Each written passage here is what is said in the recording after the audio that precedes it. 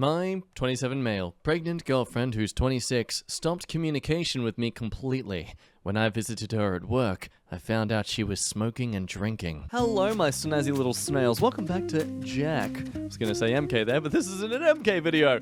We're checking out some more stories today. I hope you have some fun. Enjoy. The girlfriend and I have had a great relationship for the past 10 months, always communicating with me, and overall, the honeymoon phase we were going through was fantastic. So it's certainly an interesting relationship dynamic. Honestly, I've got to give props to you. I don't think I'd be comfortable in this sort of circumstance. Still living with her ex, and she has a few kids already to be, responsible with. Look, if you guys have the chemistry there, sure, go for it, but I feel like she at least should be focusing on sorting this part of her life out first before trying to start a whole new thing with someone else. We both work in the military and were down at a school, not in the same class or anything, but able to hang out. That's when I found out I got her pregnant. We were so happy. She surprised me with the perfect way to tell me. We had talked about getting pregnant and that it would be just a great thing to have a family together. I understand that this was ill-timed with no official divorce decree yet.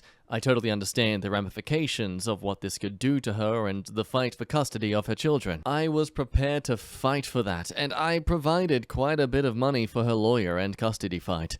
I have met her kids, and they are adorable, and I would love raising them as my own. After a couple of days after finding out she was pregnant, I had to leave to return home, and she had a few more weeks left. I had given her Valentine's Day gifts, and she just kind of brushed them off and said I should take them home with me. Due to not wanting to take it home for the ex to see, I guess. I promised I would return for her birthday and to celebrate that with her. Fly back down, get a hotel, etc. During those weeks, she consistently left me on red on Snapchat and other messages. Something she would never do before. It was shocking to me. I get it, the job gets busy. She would start ignoring my phone calls, and when I finally got her to tell me anything, she said that she was just in constant pain and thought she might be miscarrying. That's terrible, and I know how traumatic that can be. She said she had scheduled a doctor's appointment soon to find out. I was trying to be there for her and show her how much I appreciate her.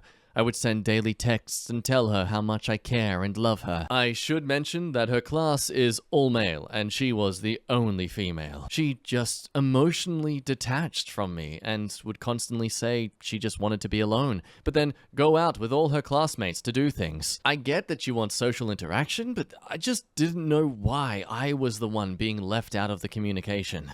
I had a sinking feeling in my gut that something was going on. Yeah, leaving your partner on red, or especially someone you've already got a romantic establishment with, is the most cheap and douchey things you can do to someone. It's honestly astounding how there can be some people, those of us who truly believe that it is more considerate and better for them to emotionally tear you up in a slow burn rather than ripping the band-aid off. Of course, you have experiences where you're not really sure. Maybe yourself is just going through a moment in the relationship where you don't feel like it's right or not. You're in a bit of limbo. Logically, you see why it's working, but emotionally you don't. Or emotionally, you see how it works, but logically you don't. That's not what we're talking about here, because there's a thing you can do with that. That's, it's called communication. This astounding ability that humans have with the sound they make out of their buttholes set on their face. Telling someone something that you know they don't want to hear, it can really suck. And some people don't really have the, emotional stability in those moments to reflect on the fact, well, thank God they're saying this now rather than pulling me along on lies and deceit and uncertainty for months on end. Because if you do hold off on it, you end up doing what this woman does later on here, which is just so stupid. Like, you've changed your mind on something, and instead of just being open and honest with this person, you're just gonna screw up your own body. So I arrived down there and waited in the parking lot to see what was going on and why she was ignoring me. She was walking out with a guy who I think was her classmate, and then she went over and started smoking. I was shocked. I drove out of the parking lot. She saw me do this. She then proceeded to make an excuse to not see me that night, and she was going to celebrate her birthday with her classmates. When she would talk to me, she would send a couple of random messages and then leave me on red once again. I asked her if she was drinking because at this point she had not told me that she had officially miscarried. She said she was, and I was just asking if she was going to come see me tonight, and she said, I don't know, so I just went to sleep. sleep.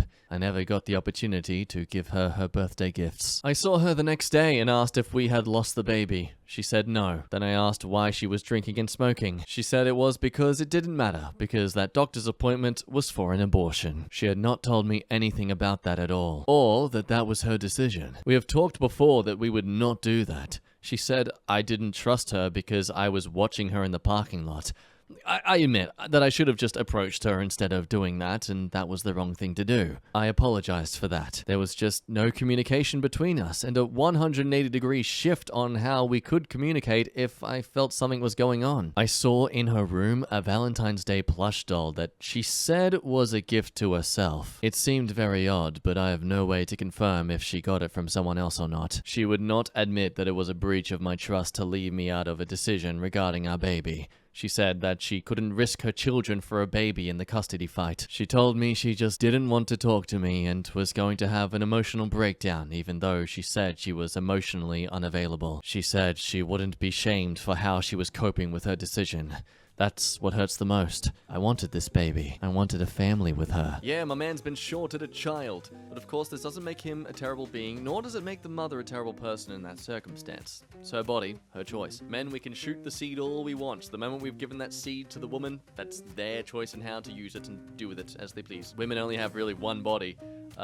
Men, we have thousands of sperm. It's a pretty valid trade-off. However, what makes her the problem here is that she's been letting this guy walk around for this entire time believing there was some possibility this child was going to come to be. He's not only investing his financial stability into this possible future, but also his emotional future. You know, like this, if you didn't want this to happen, you tell him straight away. Even the most barest of ways, just you tell him as soon as possible. And honestly, look, yeah, sure, okay. She got it for herself, the Valentine's gift. She's suddenly needing she's gonna have an emotional breakdown in front of you if she has to keep talking to you about this kind of stuff. I'm gonna be a bit of a dick saying this, but welcome to life. This is a big deal. Of course, you're going to be very emotionally stressed and exhausted from it. That doesn't mean that you get to just ignore him and leave him to wonder what the hell is going on. Oh, I want to break up with my girlfriend, but I don't want to make her feel sad or horrible because then I'll feel sad and horrible. So you know what I'll do? I'm going to ghost her for weeks on end. That's the better option. You're an idiot. You're an idiot if you do that. Honestly, look, if you were afraid of him exploding at you over you deciding to get an abortion instead, look, okay, I know it's actually quite a lot of guys who would probably explode like that, but I mean, don't hook up with them. That's a dumb thought. It's like saying if you don't want to get harassed, don't wear any, like, cleavage clothing. No, that doesn't work. Look, let's conclude the story. For the next couple of days, I was there. She would ignore me. I told her that I wouldn't beg for her attention. She said that she was uncomfortable around me because of watching her and because she was killing something that I wanted so bad. I am at a loss of what to do next. I told her it hurt me that she thought I would ever hurt her or anyone else when it comes to her comfort and safety. I have only provided for and supported her and her children. I love her so much. I just can't believe this is happening sometimes. The abortion is scheduled in a few days. She has not talked to me since she got back home. I'm emotionally crushed that I do not get to have my first child. My heart tells me that I should not abandon a person who I love in the most vulnerable time of their life. I know abortion is going to be emotionally devastating for everyone. I do not know whether I should continue this relationship or just end it now. Please tell me about what I should have done differently, as I know I am not perfect. Well, first of all, you're still technically going to get to have a first child. It's just not that one. The first child's your first child. You haven't even had one yet, you know? Lift your head up, buddy. But look, again, if she was more forward about this, if she just straight up honest about it all, you know, not the ghosting, not the, oh, I don't want to hang out tonight. No. None of that, then okay. You know what? It's fine for you to stick around.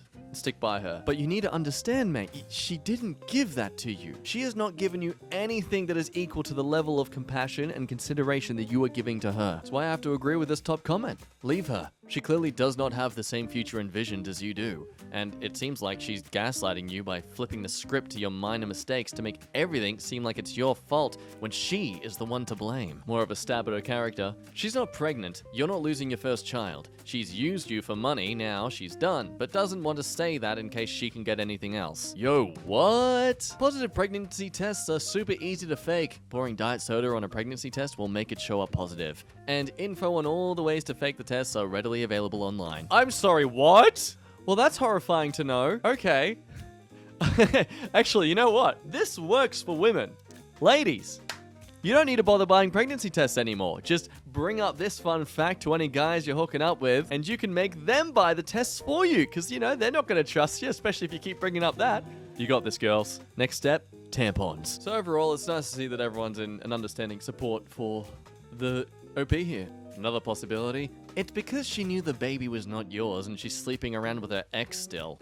And that's actually something that's not really clarified more in this story. She hangs out with all her classmates, she gets other gifts that, oh, just for herself. There was no actual positive test that was shown, at least from what I read. So what gave you the certainty that it was actually your child? I mean, both in your mid to late 20s, I wouldn't say this is much of emotional immaturity or relationship immaturity, it's a word, or statement, but I definitely wouldn't deny the possibility that she was just running you around. Speaking of emotional immaturity, want to meet someone who just can't move on from their partner, and in a desperate plea for them to feel like they're the winner in the breakup, they have to try and tarnish their reputation to everyone. Am I the a-hole for telling my ex's friends that she is a hoe and cannot be trusted? So I just got out of a relationship not even a week ago, and she wanted to try to be friends, and I tried my best, but it was not working out because I wanted to talk to her the same amount I did before. But obviously we couldn't talk like we were still dating because that wouldn't make sense. When we broke up, it was a very gentle breakup. She told me she had anxiety over even talking to me about it because she didn't want to lose me altogether. We broke up because she couldn't give the attention me and the relationship deserved because she was busy with medical school, getting evicted, car troubles, and more.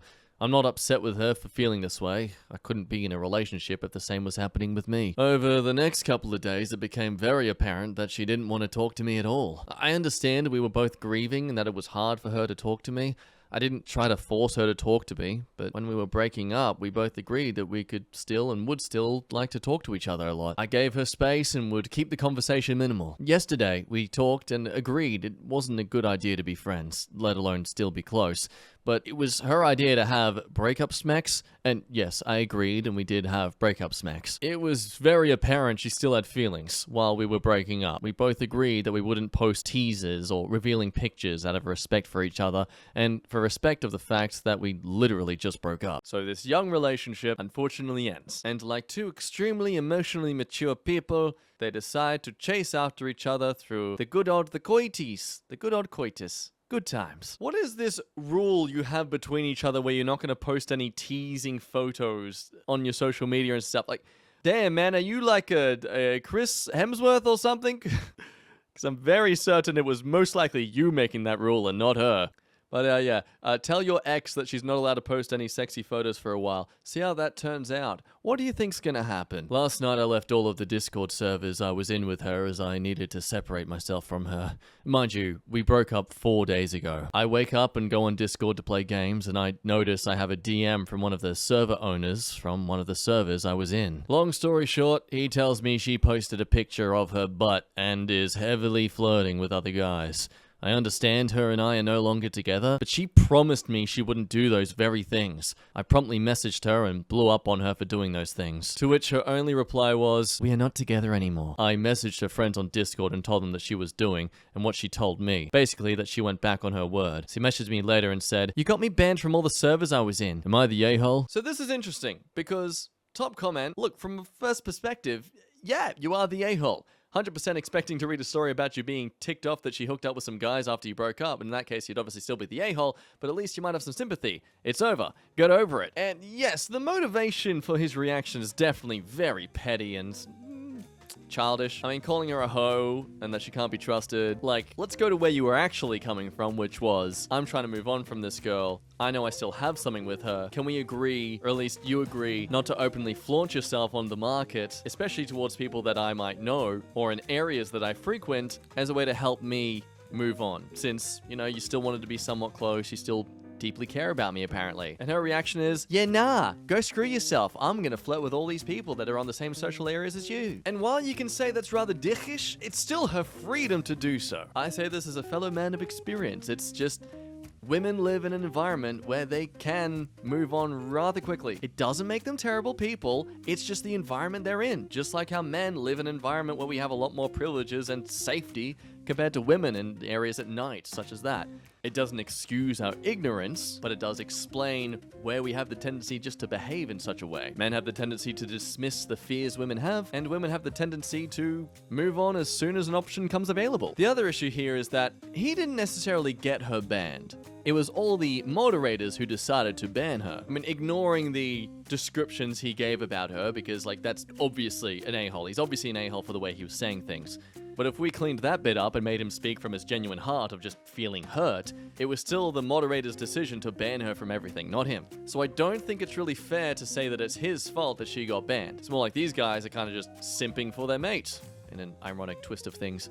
Still, I would still agree that he is the a-hole because he was trying to run her name through the mud just for being a human being who is out of a relationship and wanting to meet other people. Like, you can be as hurt as you are about things and relationships, but the moment you end things with someone, they are free to do whatever the frick they want. You can have all the morals you want, they don't have to stick to the same morals as you. If they start sleeping with your dad, however, look, they're not the best person. Speaking of not the best people, who do you think is going to be more of a Karen in this situation? The rider with a service dog or the single mum Uber driver? Would I be the a-hole if I report a single mum Uber driver for refusing my service dog? I just obtained my service dog, not emotional support animal, an actual service dog. I had an Uber driver refuse to let me in with my service dog even though I told her it was a service dog. It is my understanding that Uber and Lyft drivers are not allowed to refuse service dogs even if allergic or afraid of dogs. I told her it is not only against Uber's terms of service to refuse a service dog, but also illegal, and that Uber would ban her as a result. She was begging me to cut her a break because she's a single mom with a disabled son who's highly allergic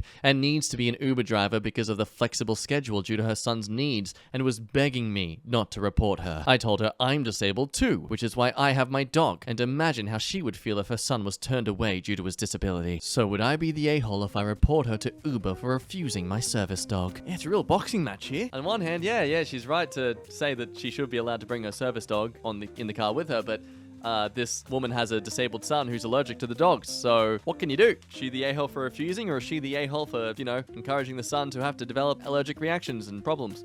I'm kind of going to go on the say of the Uber rider here, namely because commonly dog allergies can be solved with antihistamines. It's not to say that they should just get over it, but also the fact too that the mother can just use a bit of soap and do any sort of cleaning she needs to ensure she doesn't have the scent and stuff on her, assuming that's all you need to do. I don't know, not educated in that department. But let's see what people think. Top comment says Yata because while nothing you're doing is illegal, you could have just ordered another Uber. She didn't refuse you because she was anti-disability or anti-dog, but because her son has a serious medical condition you could trigger. If you want people to be sympathetic to the needs of your disability, you need to be sympathetic to the needs of others with disabilities. And look, that's a good point. My only problem here, though, is that these kind of arguments can just be flipped around to the other end of things. Again, she could just clean her car out after the ride. She could give the son antihistamines. Again, it does depend on the serious sort of reaction to what degree it is. But yeah, look, 12,000 upvotes. I'm not really on that side of things. I don't... come on, downvotes. Be on my side at least.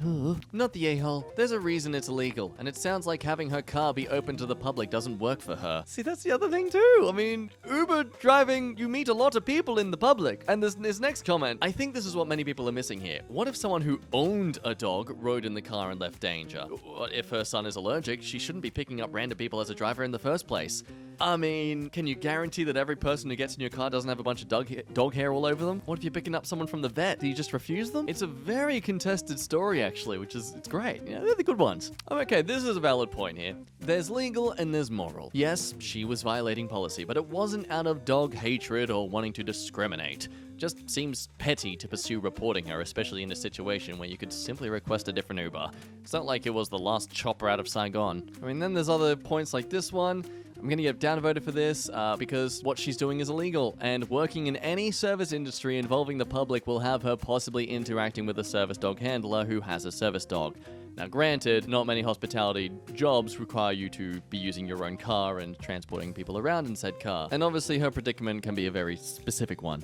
But I don't know, let me know. I'm genuinely I see it as a case of, well, you should have things to deal with this possibility. It's one of the rules with driving Uber when it comes to any sort of taxiing job where you can't refuse dogs that are service dogs. You should have been somewhat aware of this and should have precautions ready, like something over your seats to ensure that you can easily get any hairs off, or again, cleaning your car after dogs were inside of it. I don't know, I feel like does that not make sense? Let me know in the comments down below. I kind of feel like I'm being an a-hole here because everyone else is saying it, but we're gonna move on to a new story now that takes the circumstances of that first story and just blows it right out of the water. We're gonna start this story, am I the a-hole for kicking him out? We're gonna set the scene here for you. I'm a 25-year-old female. I'm living with my soon-to-be ex-husband, who's 26 male. We will call him James. Everything has been civil and pretty much just felt like we were roommates. Until tonight. A little side note. We were in an open marriage, and I had met my current partner.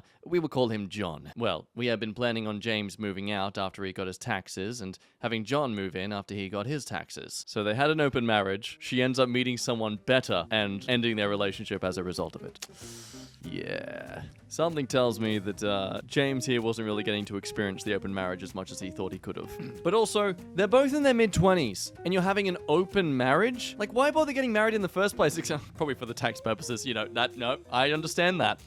But, like, you go to open marriage in a way of, I don't know, like, you do that when you're older, maybe when you're 40s or late 30s, when you're wanting to just explore that physical interest of the world around you, not when you're 20s. Like, I don't know. Maybe I'm just perceiving this with a real tunnel vision. Let's get back into it. Well, John is coming to see me this weekend. He lives in another state. And James asked that if John and I were going to have spicy time, to let him know so he can either stay out of the apartment longer or just not come back, and he would stay with his grandma for the night. So, out of respect, I asked what he was doing Saturday, and he said he was moving stuff to his grandma's house. Naturally, I asked how long, and explained that since I haven't seen John in a month, I was hoping to have some spicy time. Can you see why that was a dumb thing to say to your ex-husband? I'm going to sleep with someone, is that cool? I just want you to know that this is going to happen. Are you cool with that? I'm gonna get another big shaft right up in there, and I'm gonna love it, and you're not going to know about it. Well, you will now. I told ya. Sorry. The mood shifted, and he became noticeably irritated. So I asked him what was wrong.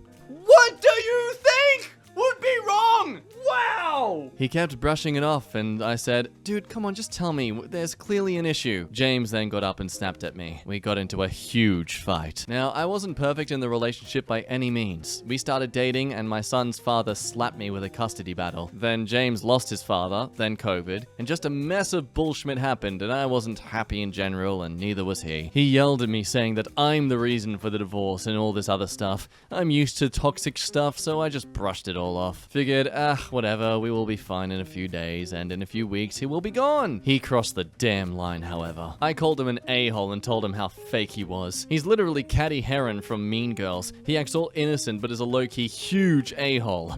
I'm no saint, but at least I know I'm a bitch. Anyways. No, not anyways. No. What we have here is a textbook example of someone trying to brush under their terribleness by being like, oh, well, they're terrible too anyway. I mean, you're literally seeing another person after leaving your husband, like, straight up. Again, yeah, you break up with someone, you do what you want, but, like, they're still living with you, and you're prying and poking and prodding them to confess their current emotional state of pain, and then trying to, like, dismiss it and just push it away after they opened up to you, after you pried for them to open up to you. What do you want here, if nothing but to see him feel terrible? Look, I'm sure he is an a-hole, but right now, you're not doing a really good job at defending yourself. He said he isn't an a-hole, blah, blah, blah, and so I pointed out how he treats our dog better than he treats my son. The whole time we've been together, he was all about, I want to be an amazing stepdad. I'm sorry, I'll do better with your son. Insert painful eye rolling, and never really treated my son how I expect him to treat him. He then called me a bad mother for spoiling him so much.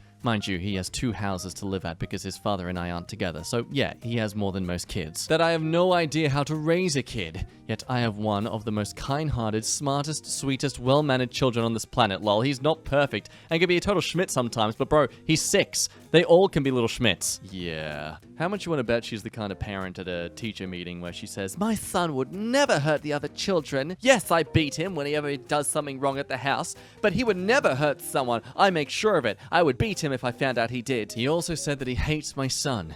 Y'all, it took every ounce of mine to not smack him in the face with a frying pan full of hot bacon grease that was next to me. So I said, "You can disrespect me all you want, but you will not bring my child into this, and you will not talk to or about him like this ever again. So get your schmidt and get the frick out of my apartment."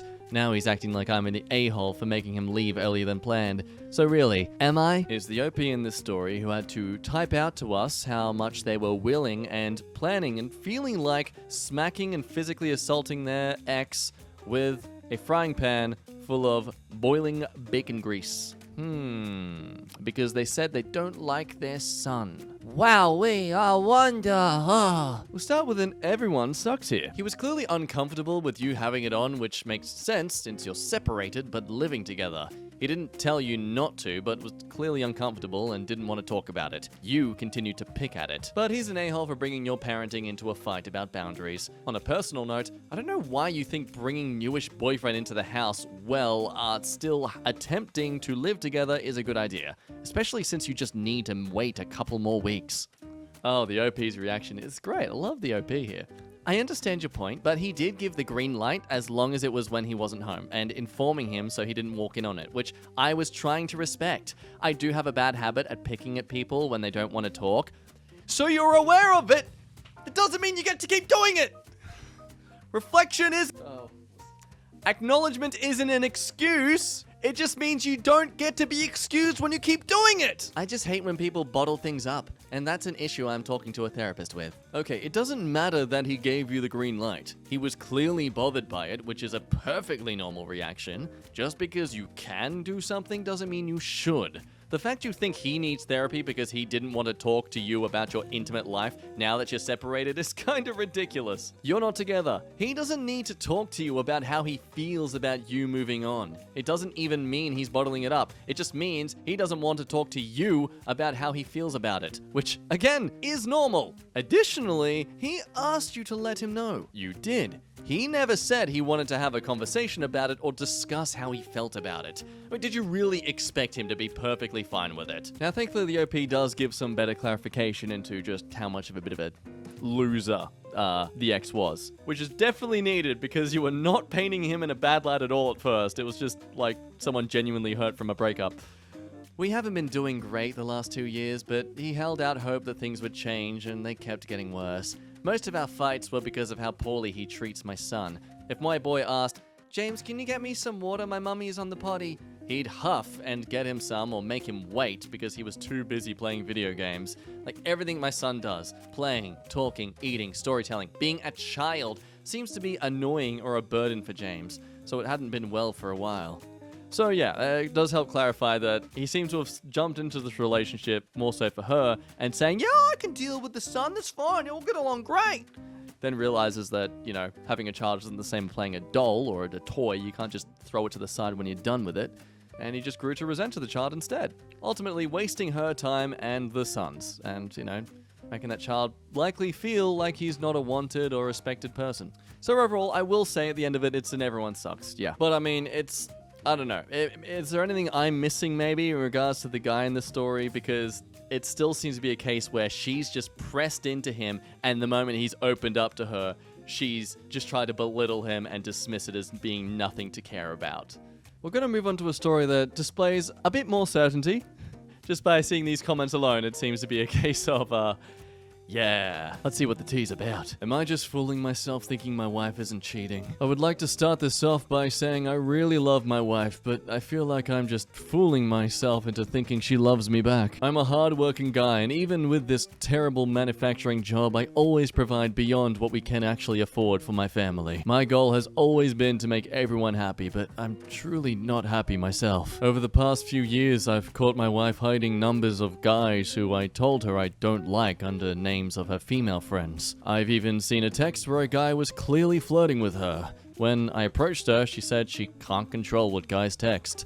When I asked why she puts a guy's number under a female friend's name, she said, he's a colleague and I know you get jealous, that's why I did it. I've asked friends and they all said, give her another chance, especially for the kids. No, you want to know why that's the stupidest advice you can give to someone who's possibly, having their life destroyed by their partner? You are meant to be like the epitome of a perfect, healthy relationship for your child. You're meant to be, as they grow up, they are meant to see you as the standard to want to meet. So what do you think staying with someone who's just betrayed you says to them? Oh, it's okay for me to betray my partner or be unfaithful because they'll stick with me as long as I have this other foundation established. Or it'll be a case of, I should let people walk over me as long as I give them another chance. That makes me the better person. Like, no, you're not only establishing what is a good, healthy relationship to another person, but also to yourself. You go right ahead and dump their ass. Show your child how one can live a life on their own, perfectly healthy and happy. Try to, at least. I've had times where she was away on work and never picked up, even when it was bedtime for the kids. She's even texted and I'll call her or FaceTime right away to make sure she's in her room and she doesn't pick up. I even caught a text from a colleague of hers asking to meet her at a hotel and I flipped out.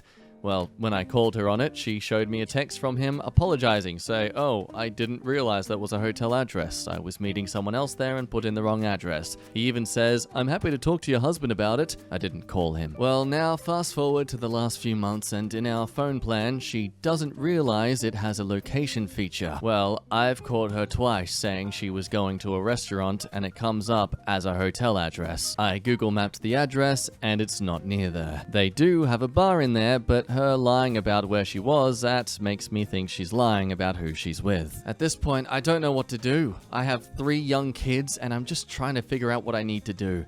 I've confronted her before, but you see where that's gotten me. I'm just hurt. I feel like I've done so much for our family, but she's missed events with the kids and gatherings with friends. I asked her multiple times, are you happy? And she says yes, and reaffirms she wants to be together. Even tonight, the location tracked her to a day spa when she said she was out with colleagues at a bar. Well, that day spa was closed early, and the only thing around there is a hotel.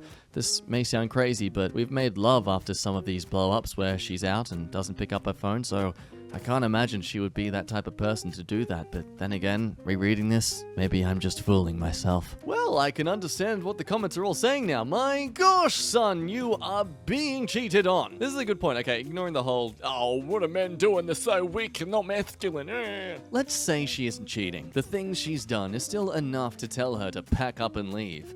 Yeah, like the fact she's been missing out on events with the kids and family and stuff like that. That alone is enough to say, hey, I don't think you're actually really in this. I think you keep escaping. Even if it's not to cheat on someone, you're still just avoiding me. You're still just being distant away from me to have your own time away, and it's just too much. It's unfair. You're leaving me to hold this whole household together. What's going on? She honestly just sounds like a master manipulator, my man, and I am sorry you've had to be caught in that now after 3 kids.